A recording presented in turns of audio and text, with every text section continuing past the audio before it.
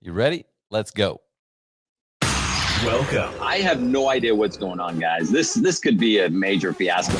To Lighting for Profits, your number one source for all things landscape lighting. Powered by Emery Allen. From lighting design, install, sales, and marketing. And I'm just like, okay, is this where I get beat up in front of my friends? Like, what's going to happen? We discuss everything you need to know to start and grow a successful landscape lighting business. That's what I like. Now, here is your host, Ryan Lee. What's going on? Welcome to still the number one landscape lighting show in the world. We are live. We are live on the Facebooks, the YouTubes, and recording for the podcast listeners as well. Man, I'm excited as usual. It's the second episode of season 2, and had an awesome week last week with Chris picking his brain. This week, we've got the one, the only Mr. Jeremy Sviben. He is the founder of Lighting Shrink. He's also the founder and lead designer of Botanical Lighting. So super excited to have him on. And I want to thank you guys, as always, for your support. This could not be a thing without you. I'm here to help educate, motivate, to help you dominate. If you have not already, I'm going to ask this for probably the next couple of weeks. Go and subscribe to the new podcast. So season 1 is on the old podcast, whatever. But we've got, if you go to lightingforprofits.com, you can go to and whatever, if you're on Apple, whatever you're on, go subscribe to the new one, because that is the only place you're going to see season 2. And actually, I uploaded season 1 as well. What is up, Greg Matthews? All right. Love it, man. Thanks for being here. We've got Jeremy Sviben on in just a few minutes. So excited about that.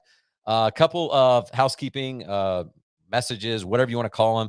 I'll be speaking at Clippa. It's ClippaCon, a Christmas light convention here on May 6th and 7th, I believe. Whatever that weekend is, May 6th and 7th in Nashville. So if you are going to that, come say hi. I'll have a booth, and I'll be hanging out for a couple of days.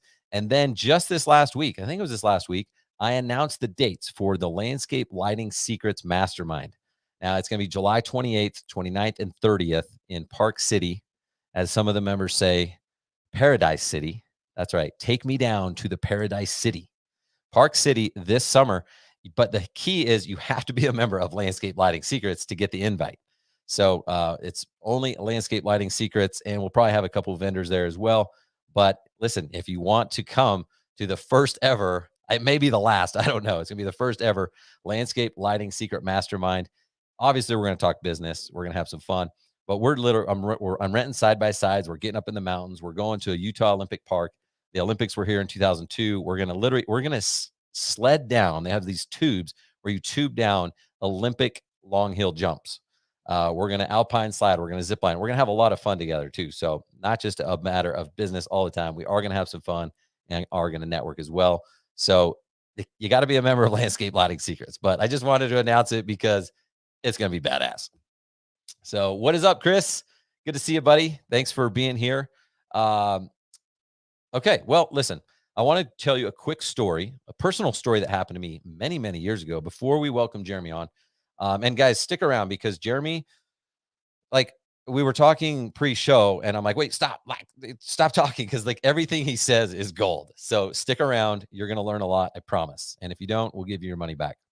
But okay, here's my quick story. So when I was in the 5th grade, and if my mom is listening, she's going to love this. She's going to be she's like so proud of this story. In 5th grade, I knew nothing about running, but I decided they had a 5K fun run, and I decided to run this 5K fun run. And this is when I found out that I was competitive, because that 5K, and I had no running experience before that. I didn't train or anything like that. I was in 5th grade, So anyway, we run the race, and I got 4th place, and I was like really trying to win this thing, and I got 4th place. And a lot of moms out there might be like, "Oh, that's so neat. What a neat story. He got 4th place his first race." Well, the only thing about 4th place is that means there's 3 better people than you. I was like, that sucks. 4th place is terrible, even without any training or anything, right? So the next year, guess what? I trained for a 5K fun run. My mom would like drive around this neighborhood, and I'd follow her around in the car. We mapped out what 3 miles were, 3 point whatever it was. And I trained for this thing. Okay. And guess what? 6th grade, I had Vans. My mom obviously didn't know anything about running either. I had just the flat Vans, and I won the race. First place, 6th grade, and it was the greatest day of my life. And it still is. It was just a very good accomplishment. No, it wasn't the greatest day. At the time, it probably was. But anyway, the reason I'm sharing that to you, because now I want to fast forward a little bit to my middle school, high school days. And I promise I'm going to make a point of this. So I get into middle school and I start playing basketball. I start playing baseball, and I'm competitive, but I'm not that good. I'm like, man, I'm just not that good of an athlete. And what's up, Paul? Good to see you, man. I find out I'm not a very good athlete. I'm decent, but I'm never going to make like the all-star team. And I'm already got the negative mindset. Like, I'm not going to make the high school teams. It's just not going to happen. So what happened was, in 9th grade, I heard that you could try out for the track team in high school. And 9th grade was in the middle school. And I was like, man, this will be cool. The last, hour and a half of school, I can go to the high school and be one of the cool kids. And I'm going to try out for the track team. So I try out for the track team. And when I try out, my tryout time for the mile, I considered that a distance runner. I don't know if that really is, but at the time I was like, okay, I'm going to be a mile runner. And on the tryout, I ran the mile at 6.5 minutes. Okay. And it was the fastest mile of my life, because I didn't really train much or anything for that. I just ran as fast as I could. And it was 6.5 minutes. I didn't know if that was good. I don't know if it was bad, but it was good enough to make the team, which I found out everybody makes the team. So, whatever that says. And so, I felt good about it, right? And I got a uniform. They had those like short shorts. This was I don't even remember what year. This would have been like 94 or something like that. So super short shorts, these tiny things. I'm like just stick figure, running down the track or whatever. My mom got me new track shoes. So she found out that Vans were not good running shoes and got me some new track shoes. And they were lightweight. I was like, man, this is awesome, And so we start running, we start competing, and there was probably 3 or 4 weeks of practice before our first track meet. Okay. But then 3 weeks in, it's my third track meet. And ironically, I'm in an office right now. I'm in Orem, Utah, and I'm about a half a mile away from this high school that I ran this race on. What's up, James? Good to see you. I ran this race. I run the mile, right? And I'm only 3 meets in. How fast do you think I got my mile down to? I mean, just 3 meets in. And I was so excited. I felt like I was just cruising. And I finished the race. At 5 minutes, 35 seconds. And now this is only 3 meets in. And I thought I was the biggest failure. I really thought I'd failed. I don't even know what place I was. It was at least 10th. Like, there was a bunch of people in front of me. And I was like, what in the friggin' hell? Like, I just shaved off over a minute and I'm not even in the top 4. At least I had a 4th place victory in my pouch from 5th grade, right? So it's like, come on. I literally shaved off over a minute and I'm still just not competing. And here's honestly, one of my bigger regrets in life. I didn't have anyone to mentor me. I didn't have anyone to coach me. I didn't have anyone to tell me like if that was good or bad. I was comparing myself to others, which is part of my message. Don't compare yourselves to others. You need to start comparing yourselves to yourself and what your experience is and what your successes are. I mean, if you compare it to my previous time, I'd shaved off a minute, right? So it should have been like celebrated as a success, but I felt like a failure. I was like, oh my gosh, this is terrible. I had no community. I had no one to bring me up. And no one to really show me the 30,000-foot view. That's like, dude, you're still in middle school. You're in 9th grade. You have a lot of potential here. Like, if you keep running, I mean, one, you still have this whole year, and then you have 3 more years in high school, right? And I didn't realize at the time that those 10 people that were in front of me, most of them were seniors, right? And they had been running along a lot more than I had. I really wish I would have had someone share like a stupid analogy about it's a marathon, not a sprint. That's probably something I'll tell my kids, especially if they're runners. But I really, really, truly regret giving up that day. And gosh, I share that with you not to just tell you that I'm a failure at running or whatever, but honestly, because there's a few takeaways. One, it's important to surround yourself with good people that will pull you up and not drag you down. And again, it's not like people were dragging me down. People weren't like, dude, you still suck, man. 10th place. What's that? Like, that was me telling myself that. And there was probably people that were like, oh, at least you improved. Like, that's not, I probably had some positive reinforcement, but I really didn't have anyone to convince me to keep moving forward. And so my other message is never give up, never give up and keep moving forward. And you're going to hear me say those things a lot over the course of my life. And it's because of personal experiences where I have regrets, where I did give up, or I have regrets that I didn't keep moving forward. Now, if you keep doing the same thing, getting the same result, and you just really are not good at running, then give up. Okay.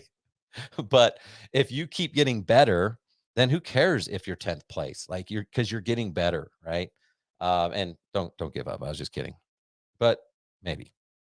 So, in fact, I want to share something with you before we have Jeremy on. This is just a printout of my core values, and I'll read it. So, the first one, ironically, never give up. Why do you think that thing's on there? Well, you know why now. Never give up. Choose the right. Positive attitude.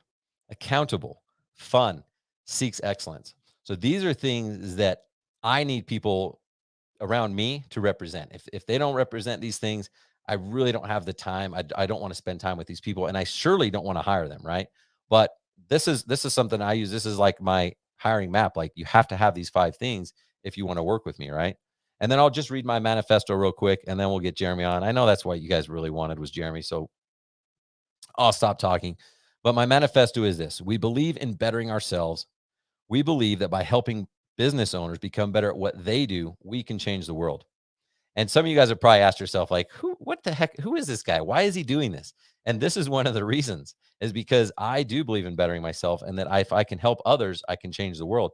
I made so many mistakes over my career of owning my lighting business. It's insane. And I feel like I can correct some of those mistakes, at least by helping others. And I know that if we as business leaders are more effective and we're better leaders, think about the impact we're going to have on our employees, our families, our communities, our suppliers, our manufacturers. There's such a giant footprint that we all have in this life, and it's up to us to make the biggest impact.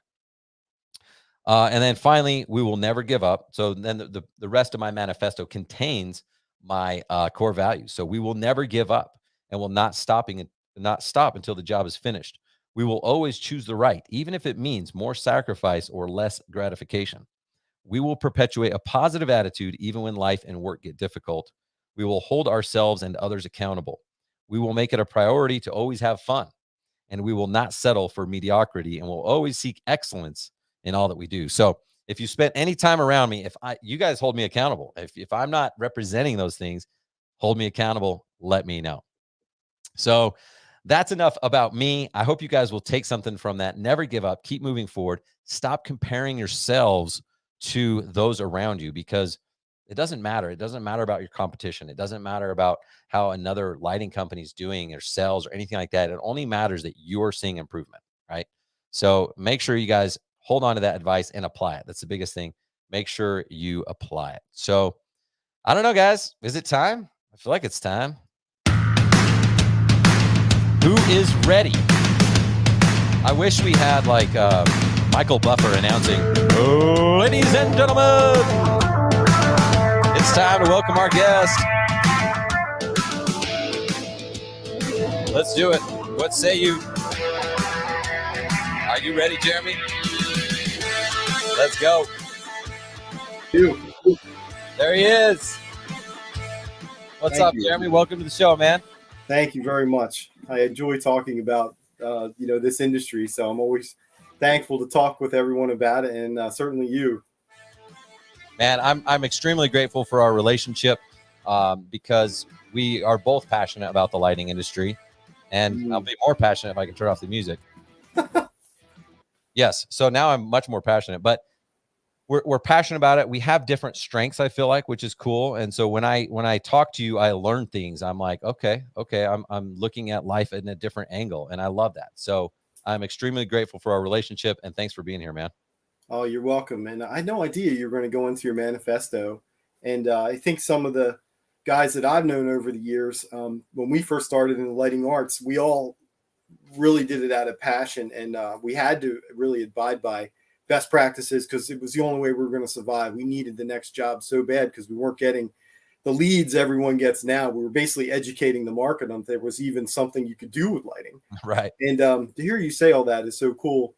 And you know, I don't know if I should say this or not, but I don't really ever talk with people that much this quick. I got the feeling early on that you were a really sincere person, and you know, I'm just thankful to know you too. I normally don't do that, you know, but for something about you and how you approach things, I think you really are trying to help the lighting arts, and I'm just thankful to be a part of it, you know, for something that's given me so much over the years.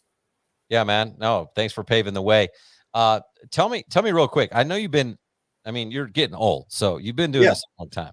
Yes. But literally, how many years have you been doing landscape lighting?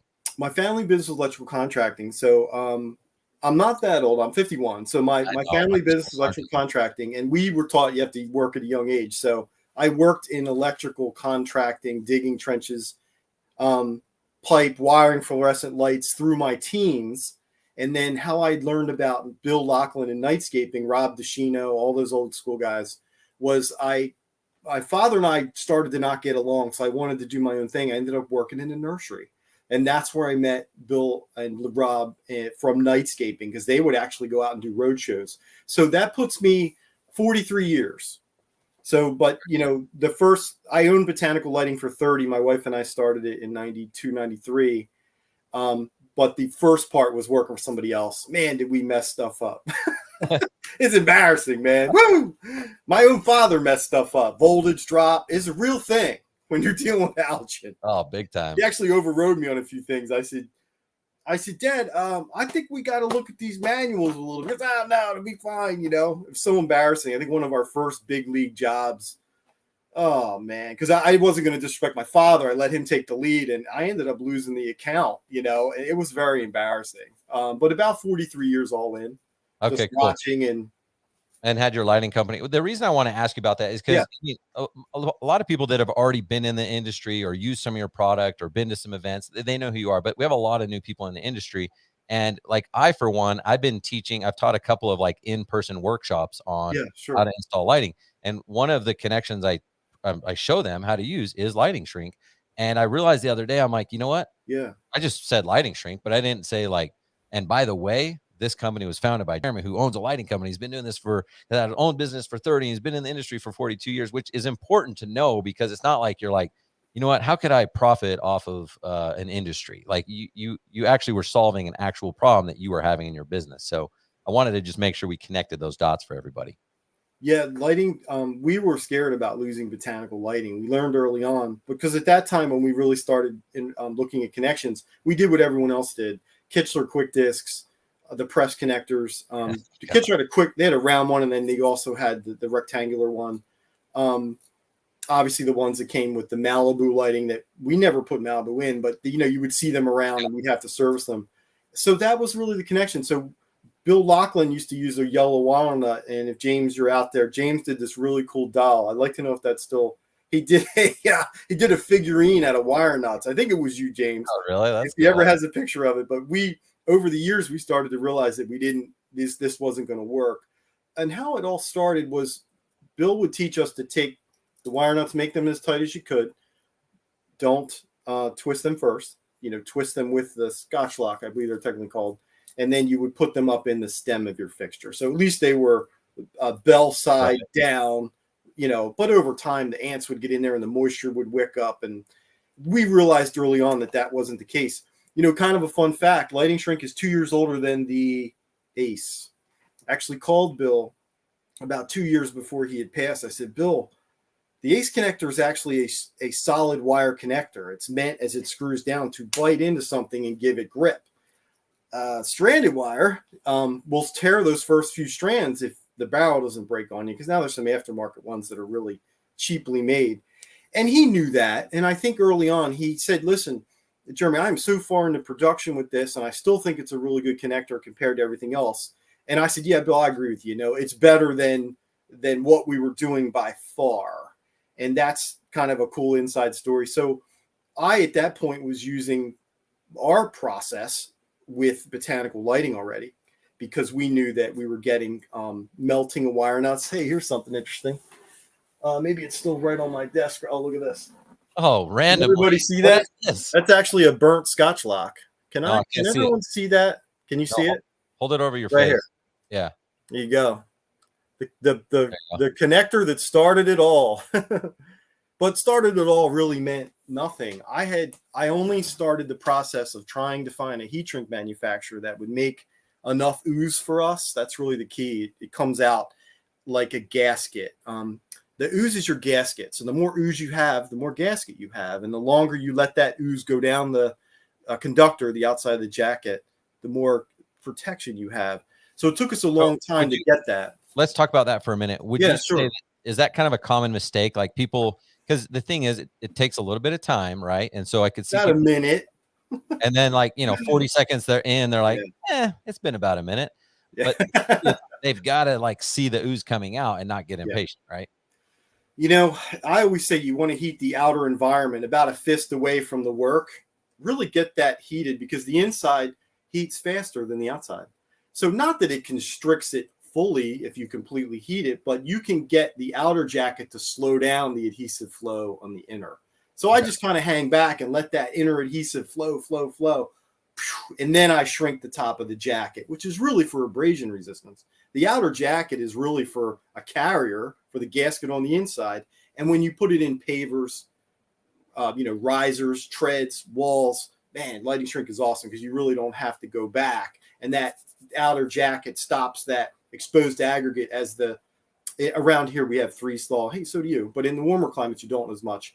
Freeze thaw constantly rubs against the connectors. Yeah, and that just destroys it over time, along with the connector heating up. Current makes the copper strands move as it heats and cools. So why the connections fail over time is that's really what's happening. So you think it's tight to begin with, and sometimes it can be, but at the most critical times, it's not.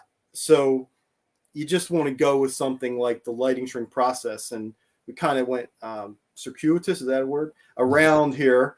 That started with us trying to get a system that could be reliably tight is the key, because there is barrels you can get and there's tools you can buy that crimp it to, and a enduring heat shrink. Our first heat shrink, by the way, was clear, believe it or not. I still pull them out and they're in good shape from botanical lighting from years ago. They're great, but we decided to go with the black because it looks better going up the trees, and then ultimately it matches the wire, so it looks cool to be in line, fused in. It just looks more craftsman-like. Well, so what about, I see people, I see all sorts of things out there, right? We've all seen it, but lighting contractors will do anything to save 50 cents, right? So it's like, because what's their labor cost? But anyway, well, they don't care about that, but for some reason they do. So they'll be like, you know what? I'm not going to do lighting shrink. I like the idea of it, but I'm going to use this other stuff that's not the same. What is it that's different about the lighting shrink? Is it the length of it? Is it the adhesive? What is it that makes it different? It is. We do not private label lighting shrink to anyone else. They'll include lighting shrink with the name. You've seen them in manufacturers' boxes. But but I'll get to that. So what store, and it's just a generic brand? No, it's basically the amount of adhesive and how fast it flows, the abrasion jacket, that everything that we tested real in the field. We dealt with heat shrink manufacturers for years, and as a matter of fact, they're always bringing stuff to lighting shrink saying, oh, well, can you use ours instead and whatever. And we tested, and we still get back to the blend we picked about 6-7 years in. It was an evolution. And matter of fact, nowadays, with the way production is, if we didn't get in and we did, we probably wouldn't have been able to get it made for us. This was before everything exploded, in terms of manufacturing and volume. So we're very thankful for that. So it's made for us in what we do. The length is specific. We actually get some users that are cutting it in half. I've seen that. It's insane to me. And I'm being funny. Of course, it's not insane. We've all done things to say, oh, well, why don't I just do it like this? I think folks would be treat lighting shrink like because they see it as something that they can do low-hanging fruit to save something on, but it's really not the best place to do it. When you factor in how much it costs to go back and troubleshoot where failed connections are, and especially if it's buried in hardscaping or in finished perennial gardens and annual gardens, lighting shrink is actually cheaper, I think, than some gel-filled wire nuts. But I think it does take about a minute longer, so you have to factor that in. But I got off track. So the lighting shrink process you asked specifically was, we originally did not have the tool. I had ended up figuring out the tool because real story, we're on a away job. We connected the whole project using any type of barrel crimper that the guys felt comfortable with, and still using our blend. At that point, it was perfected, and we were heat shrinking everything correctly with the adhesive lining flowing out for the gasket. But my one guy was getting tired during the day. A guy's been with me a long time. Geez, he was 55 then, and this was a long time ago. So he would get tired, and he wouldn't completely, make them tight. So we go to turn the system on 3 o'clock afternoon. We're all looking for the door. Half the job is out. Now it's all heat shrunk. We have no idea now what connection is loose. You can't see it. And then we had to basically backtrack and tear apart the job. And as everybody knows, lighting arts, you go to the first fixture that's lit, and you start backtracking from there. So that's what got me thinking. And it all came from electrical contracting. Remember the old Bell Tel crimpers that used to put the phone wires into the walls? Maybe some do, maybe don't. So I'm literally in my dad's, one of my dad's service trucks, and I see one of these ratcheting crimpers, and I'm like, wait a minute. And then I went through the process of calibrating it to our most typically used strand connections, our gauge connections. Yeah. And then I went to getting that tool made and then getting everything so that the leverage is longer at the end. We used a tool that was similar to that as kind of a template. And I did that, Ryan, because I really wanted to get it comfortable. You can crimp all day long. The only downside is I find guys find it a little uncomfortable to grab to begin with. But once you figure out how to do that, I've gotten so good at it. I grab it up higher and then kind of slide down. Yeah, or I just push it on the ground. When you're sitting there on a kneeling pad and you put the tool on your work, you can even just get it started by pushing the bottom on the ground real quick and then grab it. Well, the problem I see, though, I see people going, you know what, this tool's bulky. I'm not going to carry it around, so I'm just going to do a regular hand tool. But I don't like that because then, like you said, there's no guarantee that it is a quality connection at that point. Connections to endure need to be tight.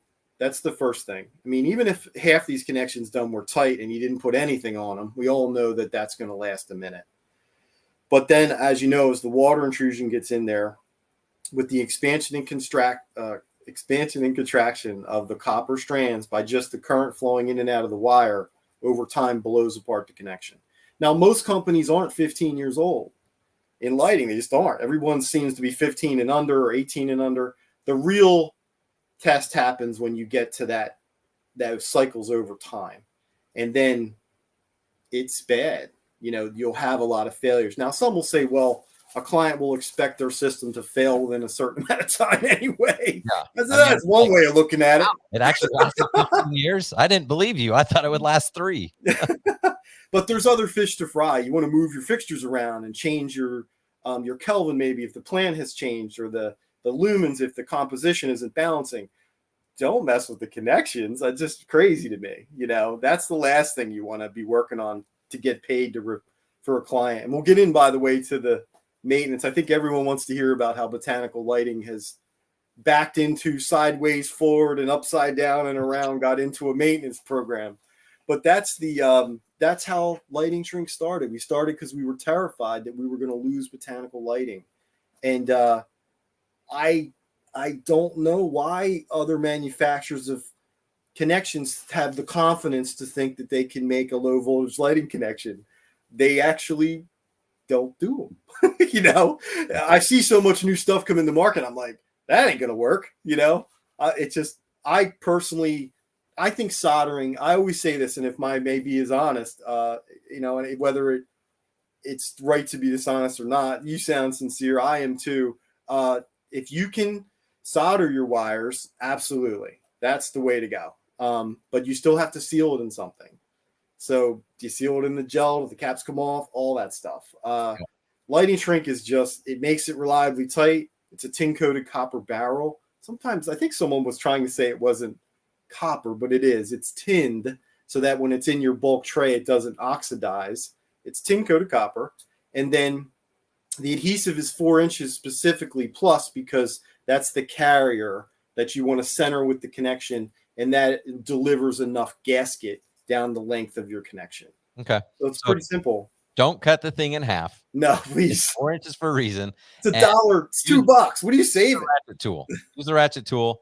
And I think people are doing that because they don't like to, it's just more stuff to carry. But I think if they just do the connections all at once or whatever, then they don't have to worry about it. Like you have, it's either on the literature you send out when you buy it, or it's on your website. It shows a little toolkit, like here's how to set it up. I mean, it's not rocket science. Just put the stuff in the thing and go do it. The only thing I want to ask you about it is, what about torch? Like I see people going, oh, it takes too long. And they're afraid to use the MAP gas, but that's what you recommend, right? Like a trigger absolutely. Torch? And I'm glad you brought that up, because I'm trying to think about the torch sitting here right now. MAP gas runs hotter because everyone wants fast. It's just amazing to me. The great thing about the lighting arts is you can get paid to go slow. So stop going fast. Back to the torch, MAP gas trigger handle. Okay. You don't have to worry about the adjust knob on the back. They sell them at Lowe's and Home Depot. It's a little red knob. You turn it on and just hold it. And as long as you hold it, the flame is there. Now, MAP gas, which is the yellow bottle, you can definitely use blue, but everyone wants to go fast. So the heat shrink that we use, the outer jacket, is tough. Very, very, very, very, very hard to split it. If it bubbles, no big deal. You're still not going to split it. I mean, we got a testimonial from Greg Matthews. He actually uses his flamethrower and it still works. So it must be quality product. Greg, you're there. That's a pretty impressive throwdown you've thrown. I must admit, I was a little like, oh, wow, I remember going to parties with night ski or, lighting people, but they were never like that.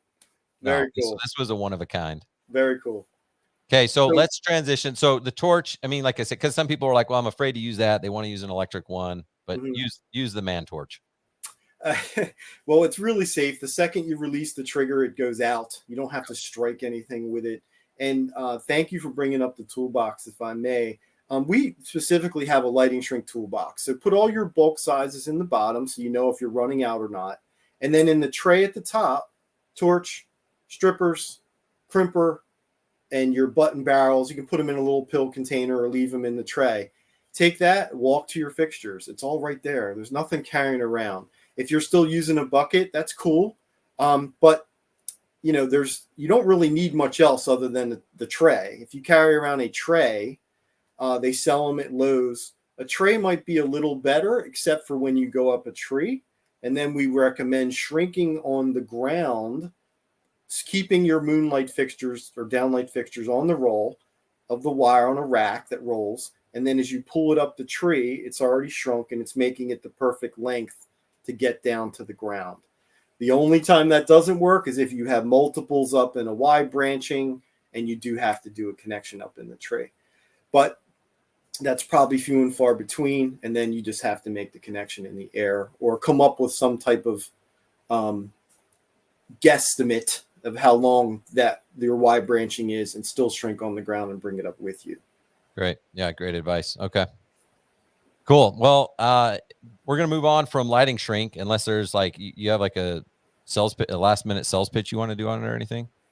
No, I really feel like, other than the backstory, it was not a business. My good friends, and some have heard this podcast, actually forced me to sell to them. They're like, Jeremy, they had old lighting companies too. And they're like, dude. And then I started buying more bulk, and I started giving it to them. And I said, I really believe in my heart that this is probably the future. It's reliably tight. It's a custom connection. You can make it any length you want. It's just all there.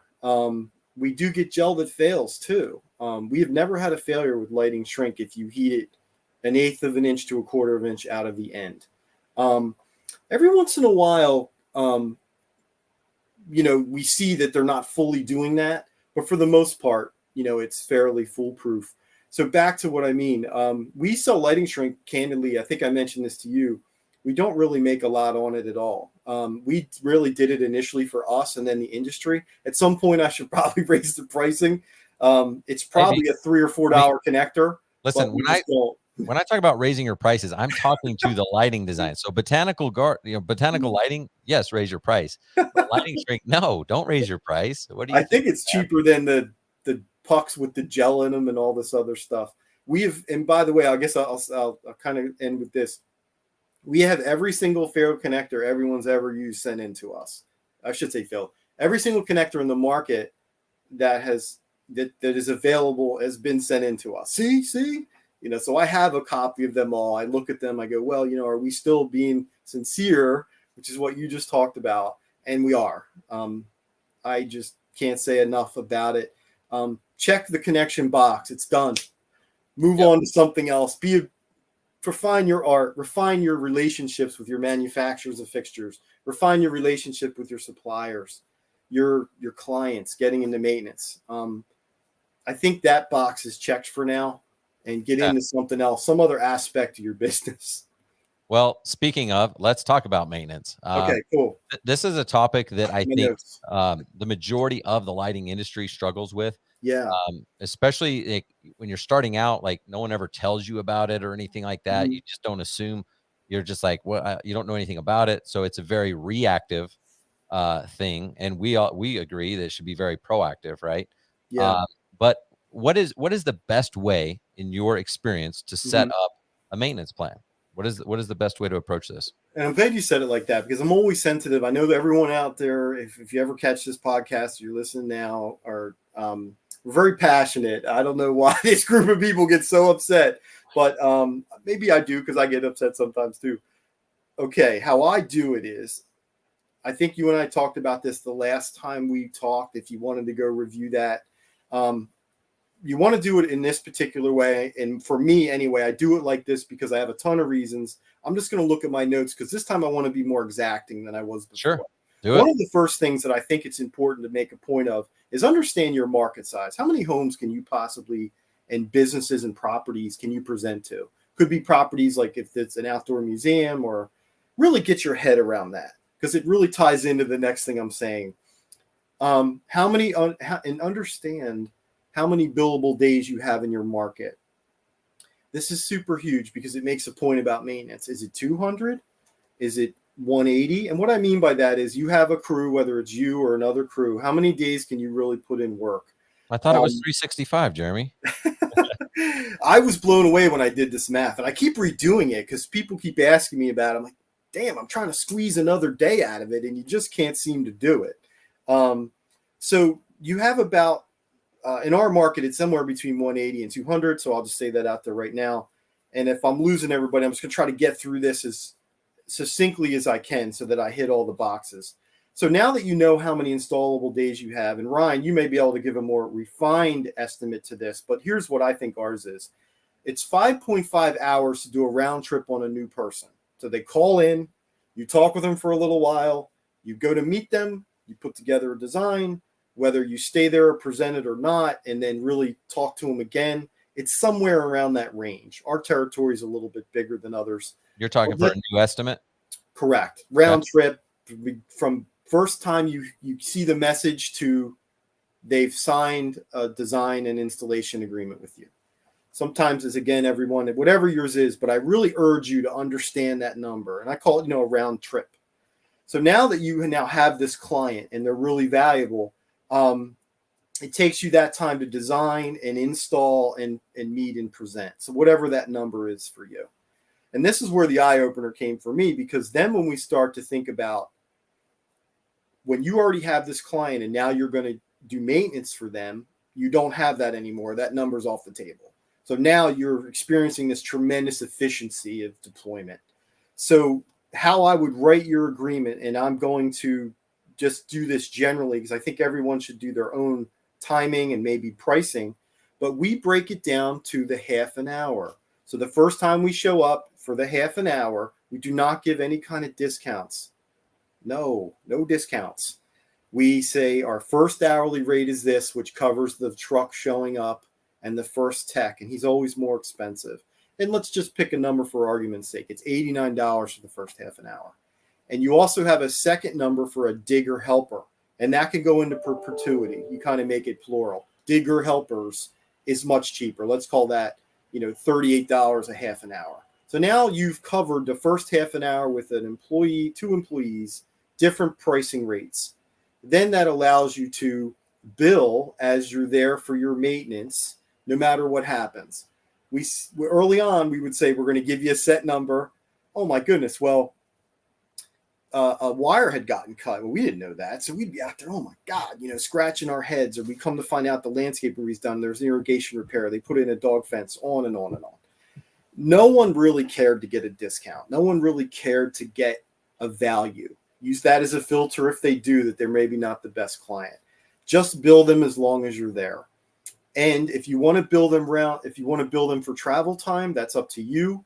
Sometimes we've done it, but over the years, because our maintenance routes are so tight, we don't have to anymore. Think of it like a lawn list or an irrigation blowout list. We're literally walking down the street collecting money, as we go. Let me clarify real quick. So in this example, if it's $90 for one guy and then whatever it was for the other 40, then you're at 130 an hour for the first half hour. Correct. What is it for the subsequent half hours? Keeps going. So the lead guy drops to 68 because you want to be fair. You're only really covering the show up charge. And then the lead guy drops to 68 and the digger helper is still the same. So it drops from 138 or 130. So then it goes to $200 an hour. Correct. Okay. And you should be able to cover everything that you need for that. And this is before material. So you're obviously, if they needed lamps, wire, fixture adjustments. So if there's a cut wire, you'll take care of it because you got the labor, but then you have to charge for the connections and whatever else is going to go, maybe additional wire or whatever. Correct. Okay. And so you're setting this up proactively or you're waiting for them to call? We used to wait till their call, but then we got overwhelmed. So what we put at the end of every proposal is we say to them, we're going to arrive. In our market, we have mulching. So we say we're going to arrive after they're done mulching. We do not call like we talked about before. We just show up. All of our power centers are on the outside, even if, God forbid, you have to pay for it yourself, because we're going to get back into recovering your time and how much it costs to manage a client. So we literally take those clients and we stack them together. So we show up. We can control the power center ourselves. We do not let them know when we're arriving. We don't have to. They're already our client. We just handle it for them. And we just send them an invoice in email or the mail, depending on, we've been in a long time. Some of the clients don't want emails, which is awful, but we have to literally mail them a paper, but that's okay. And is it 2 times a year, 3 times a year? So after spring mulching, summer, so they can enjoy late summer, so they can enjoy the leaves changing in our market. And then we do late winter, early January, when the guys have done blowing out the beds and stomping all of our stuff. So 3 times a year, you're at least going to get those half an hour minimums, no matter how small they are. And then you're ultimately going to get however big the job is, because it takes however long to maintain the fixtures. Have you found there's an average number of fixtures you use per hour that a crew can maintain for scheduling purposes? It's more an average group of houses in the area. That's where the money is, because now you've created this route over time. And I'll tell you how we create the route. So it became this snowball that blew me away. I feel stupid that I did not pick up on this sooner, because there's other industries that do this, like lawn cutting. You don't want to cut one lawn in one town and cut another one in the other. Yeah. So at the end of every proposal, Ryan, it reads good till canceled, spring, summer, fall. Right underneath that, it reads our rates, period. That's it. My rate is different. I have a higher rate. So if I want to jump in on the job and I'm doing a bunch of design, I can charge them more for me. Or I just jump in at the highest tech rate. They're friends. We've become friends. I'm not killing them. Thankful that they're doing it, and I want my projects to look good. Then underneath that, here's where the magic happens. For me anyway, sounds silly. You want to try to put a paragraph in there that says future refinement, budget not to exceed. So all that simply means is every so often, the landscaping has now gotten a lot bigger. Things have changed. So you want to budget from them without calling or talking to them, that can allow you a certain budget that you now can add and subtract fixtures without any authorization from them, other than what's at the bottom of their original contract. So that might be $500 in some markets. It might be $200. Some markets, it might be $5,000. So you're basically saying to them, I'm going to maintain your system 3 times a year. You can do more, of course, but it's in there, formally like that. And then you're saying that, hey, would you mind if I spent $1,500 or $2,500 every few years just fixing some things?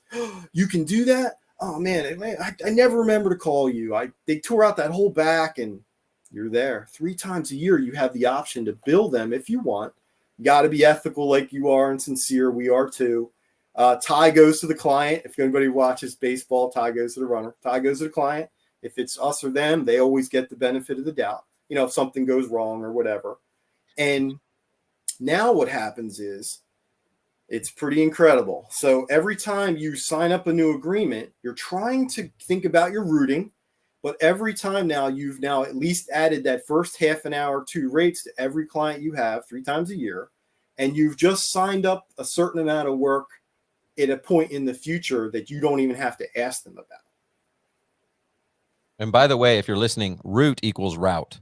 I call it a route. Okay, excuse me. East Coast. Well, I know Utah versus East Coast. So think of it like now you have a long list. So you're walking down the street, and your truck. I'm being funny. You have your wrap truck there, of course. I know we talked before around. Yes, we have wrap trucks. We're not that incognito now, hiding from new clients. We have wrap trucks, and now these trucks are out in front of all the neighbors' houses, and they're looking at it. And the houses are tight, man. They are tight. They're always clean. They're always adjusted. The houses are just like diamonds. And not that, whether we were that greatest lighting designer or not, it's just working. The mulch isn't on top of it, and the top wasn't kicked off. And anyway, on and on and on. So that's really the secret. So in 7 to 10 years, all of a sudden now you have this powerhouse of a schedule that you a certain percentage of that, whoever successful you are, getting your clients to want that out of their lives, easiness and great looking lighting. Now you have a percentage of your schedule already full. You don't even need new clients as much anymore. Love it. Get your billing right, of course. And let me ask you on the pricing. Do you ever have people ask you, because you tell them the rate, but I mean, does it take 30 minutes? Does it take 18 hours? Do they ever want to know ballpark what the maintenance is going to cost on a per visit? Sure. And you can look at it, and if it's a 50 or under fixture, I'm sorry, did I cut you off? No, yeah, sure. That's what I want to see. If you if you threw out some average numbers to them. If it's a big estate, then you would just say something like, oh, we might be here 3 to 5 hours, and if we don't have any problems, it's X. Okay. If it's a we'll call it a tract home in this area or a subdivision, it's not a lot. It's under $200 almost every time. Of course, hopefully you have 5 of them in the immediate area, and do the math on that.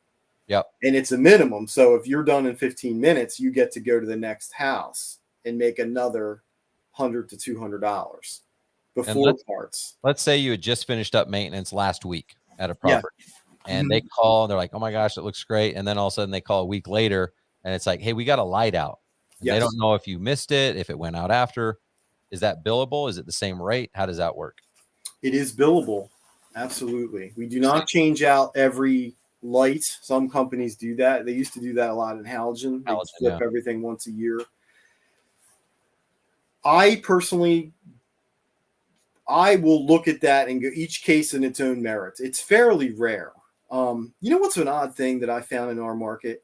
People know that they have lighting, and I think they enjoy it, but I don't think they check actually every fixture all the time. It's like the overall composition. And what I mean by that is not after I'm done even. I don't think I'm baffled. I would see stuff really out of whack, and they would never even know. So how often that happens is, believe it or not, to us, pretty rare. Now, more happens, man, as a timer. Oh, so, lightning surge, somebody tripped the GFCI. We use the battery operated intermatics most of the time. So if someone calls trip GFI, those batteries are now dying. Yeah. So that's more of a, so what I like to do is, as a personal thing, a lot of times I'll do that in my day. If I'm out doing whatever, I'll stop by and program the timer for them.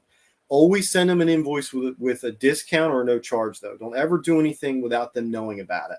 It just creates that goodwill that we're cool. Even if you're $89 for the half an hour, most people aren't looking for the discount as much that you're caring about them. So you could, if you're a new startup and you can't afford that, you would just say, hey, I went out there myself. Would you mind if I charge you $39 or $49 just to cover my gas and vehicle? And most I'm like, oh, don't worry about it. You don't have to do that. Do it anyway.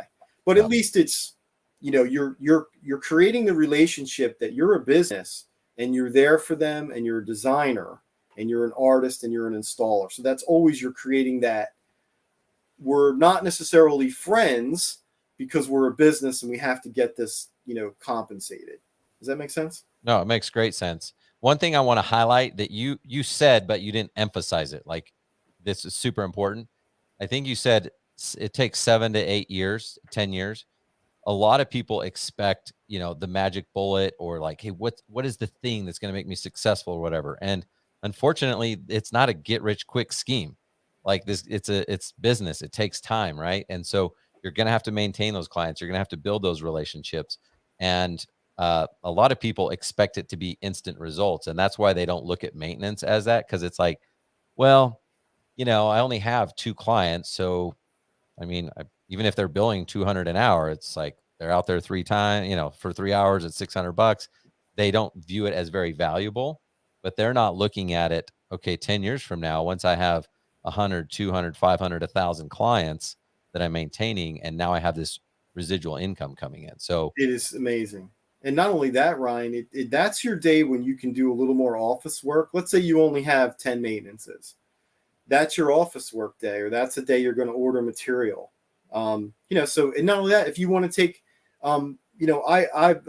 Michelle and I have been together for 30 years, and we more longer, actually, I guess all in. And, sometimes we want to go out to dinner, and maybe the next day on the cruise, we don't want to manage them so much, so that's our going out. So we're just do maintenance. Everybody knows, what to do. And, we just kind of go from there. And that's always an option too. And then we always get back to how you personally run your business. If you want to scale, which we've done that 2 cycles, we've scaled and scaled right back down again, economy driven. This business is very economy driven. It just is. It just is. Some people listening to this have not experienced recessions.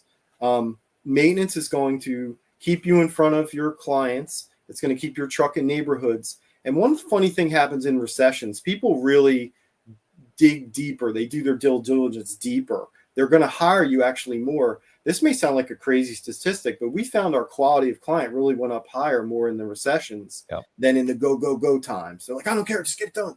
It's like, oh, slow down. Well, that guy said he can do it. Slow down, and just that's a story for a whole nother time. But that's really the thing, how we approach it. The thing. That's the way that we approach it now through all these different cycles. And it puts one at ease when they have this maintenance list. And it's, as you said, 6 to 7, 8 years from now you really feel good about yourself. You don't have to keep answering the sales bell all the time. I mean, you have built-in sales. You can go out and be a human being on these properties. You're not running around like a nut. Lighting gives you the chance to finally get paid to slow down. I will say, though, I do love being a nut. I am a crazy guy. I do love sales. And so for me, what's crazy is, like, we're talking about the same thing, but I'm seeing value in different areas. I'm seeing maintenance as a residual, right? And I'm keeping my existing client base happy, but I'm not doing it necessarily. I'm doing it for the same reasons, but I'm doing it because almost all my clients started out rich and they all got richer. They all got a bigger house. And guess who did the lighting? Yep. We did, right? And they bought a lake house, and guess who did the lighting?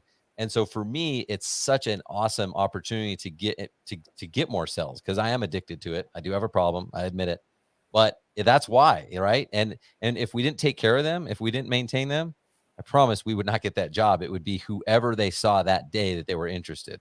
Or it might have been a landscaper. Yeah. Like might have been just somebody who didn't even know what they were doing. Maybe just like I said, like the pool guy or the builder or the electrician, like somebody who wasn't going to take it as serious as us. So I love maintenance because it supports the sales. It's amazing. You're always sitting in front of them.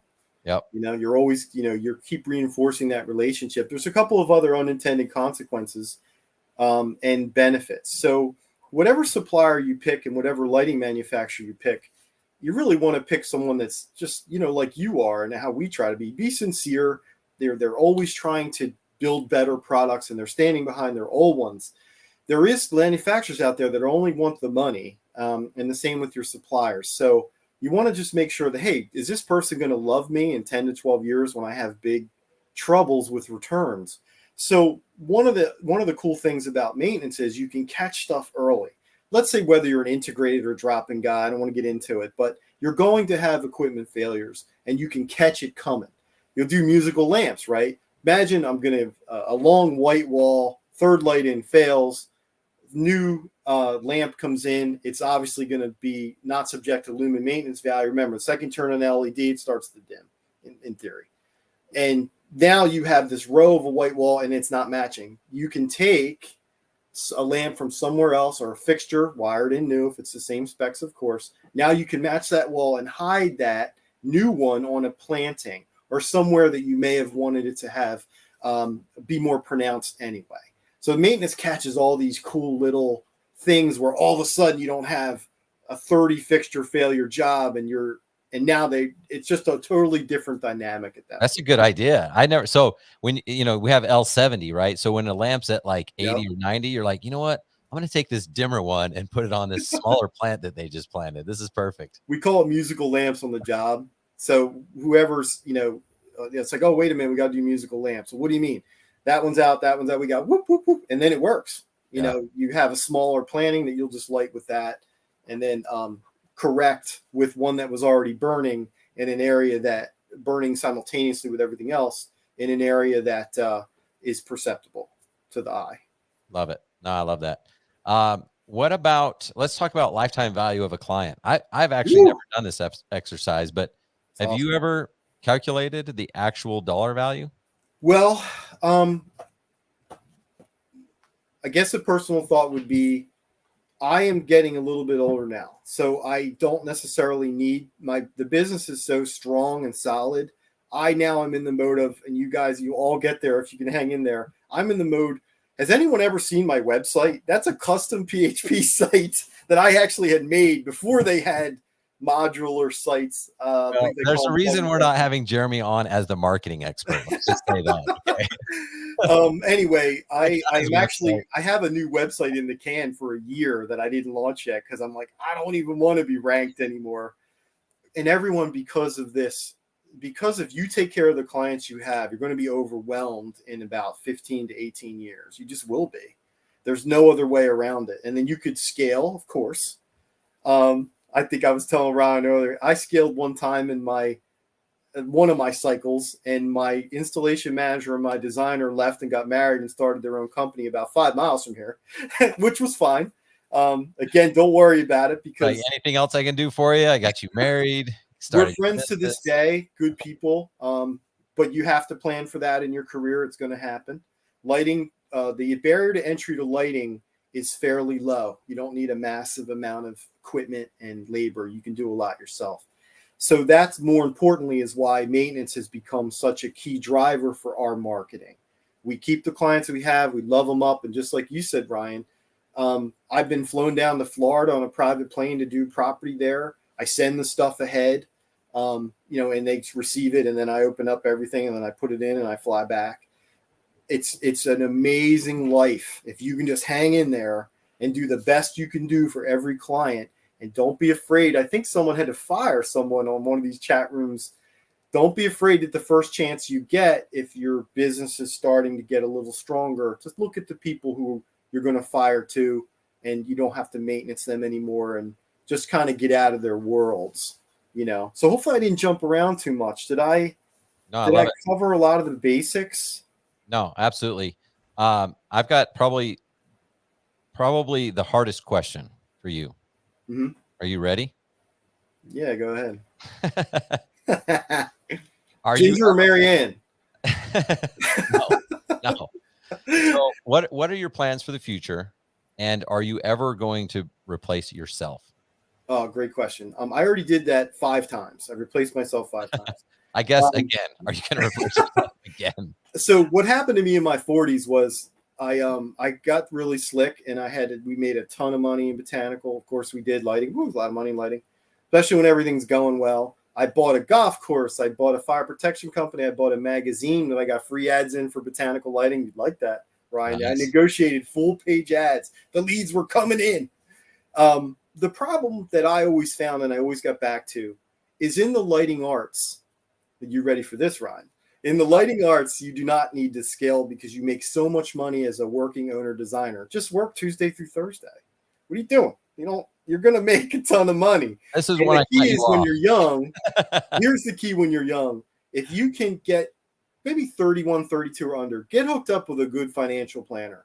If you can bank 40 to 80 grand a year, and then you get to be my age with compound, you're going to be sitting on 800 to 2 million. I'm not saying that wasn't my path. I didn't do that. I tried to scale and scale and scale, and then I would lose and scale again. And overall, I've been back strong for about 8 years now. And I look back on the past and I'd say, due to the fact that the barrier entry in landscape lighting is so relatively low, it constantly incubates new people, constantly. That confuses my clients. They don't know, my prospective clients, I should have said.